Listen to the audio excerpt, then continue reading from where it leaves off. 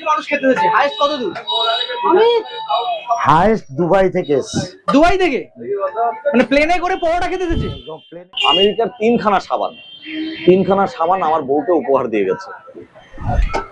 But আমি যে যত ভাইরাল, হাজার কোটি মানুষ যে আমাকে দেখে, হাজার হাজার কোটি কোটি, যেটা ওয়ার্ল্ডে সম্ভব নয়।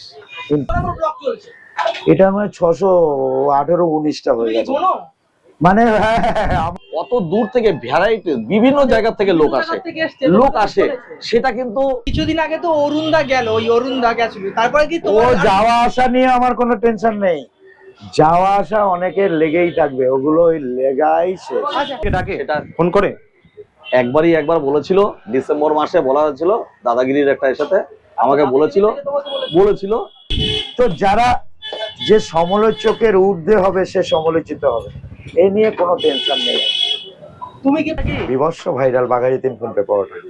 আচ্ছা, আমেরিকান দাদার বিয়েতে গিয়েছিলে? আরে বাবা, ওখানে গিয়ে তো মানে আমেরিকান দাদা, সরি আমি একটা কথা বলছি, তোমার বউকে নিয়ে যা না করেছে তার থেকে বেশি আমাকে নিয়ে করে ফেলেছে লোকে।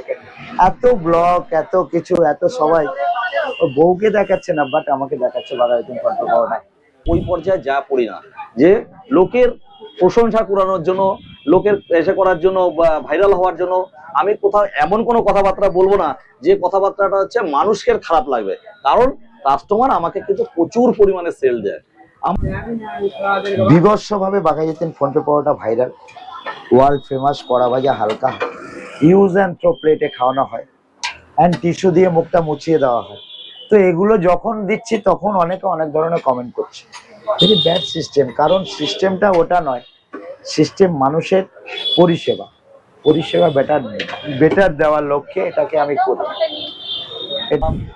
নোবেল জয়ী এরা কিন্তু হয়নি, তাদের একটা কোনো সংস্থা কোনো একটা এসেতে কিন্তু তাদের থেকে দেওয়া হয়েছে, সার্টিফিকেট সহ দেওয়া হয়েছে।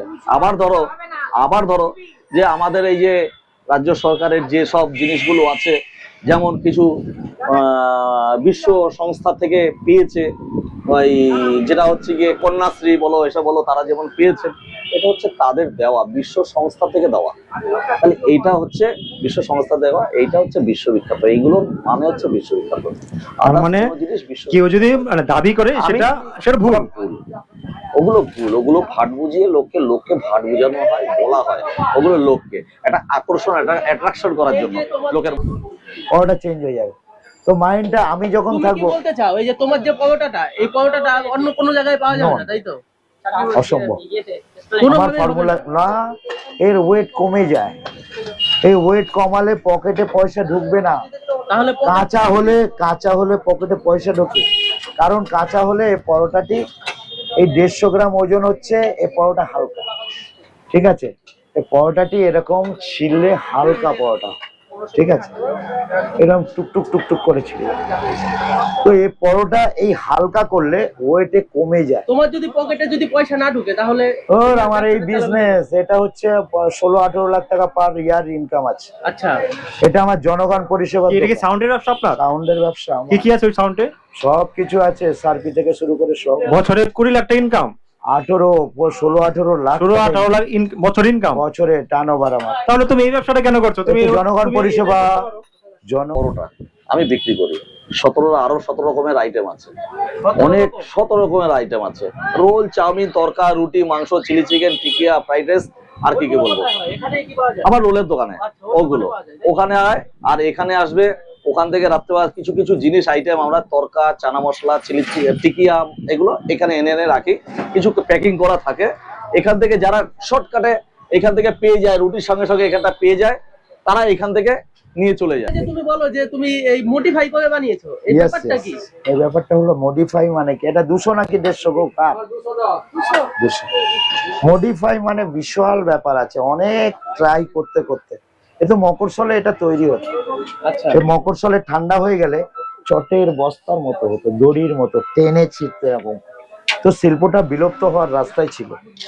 তো এটা আমার ঠান্ডা হলেও যেরকম থাকবে, গরম থাকলেও সেরকম থাকবে, হালকা কড়া ভাজা, বিশ্ববিখ্যাত বাঘাযতীন ফোন পে পাওয়াটার ফর্মুলা এখনো চুরি হয়নি। দুটো ডিম কারি যে কথা না বললে পরে কোনো আমার প্রশ্নই ওঠে না। আমাকে যদি কোনো রকম উদ্দেশ্য করে কোনো কথা বলে তখন আমার গায়ে লাগবে, নানা রকম কমেন্টস ছুড়ে আসে, সেসবের কিছু উত্তর দিতে হয়।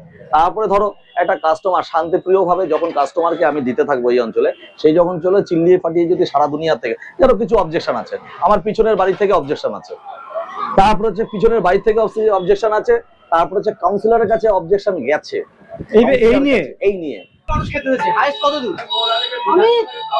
হাইস্ট দুবাই থেকে এসছে। দুবাই থেকে মানে প্লেনে করে পরোটা খেতে এসেছে? প্লেনের পরোটা খাবার লক্ষ্যে আসেনি, ও রিলেটিভের মানে কোনো বাড়িতে এসছে, এসে মানে ফ্লাইটে নেমে ফার্স্ট আমার দোকানে পৌঁছে পরোটা খেয়ে তারপর গেছে দুবাই থেকে। দুবাই থেকে। একটা সত্যি কথা, যেটা অনিবার্য একটা সত্যি কথা, সেটা হচ্ছে আমার এখানে একটি কাস্টমার, সে কিন্তু রেগুলার বেসিসে একটা লোক, মাঝে মাঝে রেগুলার বেসিসে মানে ডেলি নেয় না, মাঝে মাঝে আসে আমার এখান থেকে পরোটা নিয়ে যায় একটি দাদা। তার কোনো রিলেটিভ বলেছে, উনি বলেছে ওনার একটা দাদা, সে আমেরিকায় থাকে, তো ওখানে বসে আমার এই কথাবার্তাগুলো শুনেছে, তখন বলছে কিরে তোদের ওখানে 5G পেলেই পরোটা বাঘাজি দিনের এটা কোন দোকানটা? বলে আমি তো ওই দোকান থেকেই পরোটা আনি। তো উনি এই 10-15 দিন আগে এসেছিলেন এখানে, 10-15 দিন আসার আগে, তখন আসার পরে আমার কাছে পরোটা নিতে আসছে। প্রথম দিন নিয়ে গেল 400 গ্রাম পরোটা নিয়ে আমার বউকে 100 টাকা মিষ্টি খাওয়ার জন্য দিয়ে গেল। তার 2-3 দিন পরে আরো 1 কেজি পরোটা নিয়ে গেল, আমার যে মিস্ত্রি আছে খেয়ে তাকে 100 টাকা পুরস্কার দিয়ে গেল। পরে চলে গেছে বাড়িতে, বলছে বৌমা আমি কিন্তু কালকে চলে যাব। তো আমরা তাকে আমি ভালোবাসা দিলাম, তাকে বললাম, সে আমাকে এসে দিল, ধন্যবাদ দিল, সে আমাকে আশীর্বাদ করে গেল। অনেক কিছু করে যাওয়ার পরে বাড়ি থেকে চলে আসার পরে আবার ঘুরে আসছে। আমেরিকার 3খানা সাবান আমার বউকে উপহার দিয়ে গেছে বইটা। তাহলে এটা তো ভালোবাসা, লোকের এই যে ভালোবাসাটা তার কাছ থেকে পাচ্ছে। আমার কমেন্টসে কোথাও, আমার ভিডিওতে কোথাও গালাগালি দেই। কি দাদাগিরিতে যাওয়ার কোনো ইচ্ছা? আমার ইচ্ছা উপরে নয়, আমি জানি না দাদাগিরি হোক আর জি বাংলার যে কোনো প্রোগ্রামই হোক কিংবা কোনো কিছুতে হোক। এই কিছুদিন আগে তো অরুণদা গেল, ওই অরুণদা গেছিল, তারপরে কি ও যাওয়া আসা নিয়ে আমার কোনো টেনশন নেই, যাওয়া আসা অনেকের লেগেই থাকবে, ওগুলো লেগাই শেষ, ওগুলো লাগাই শেষ।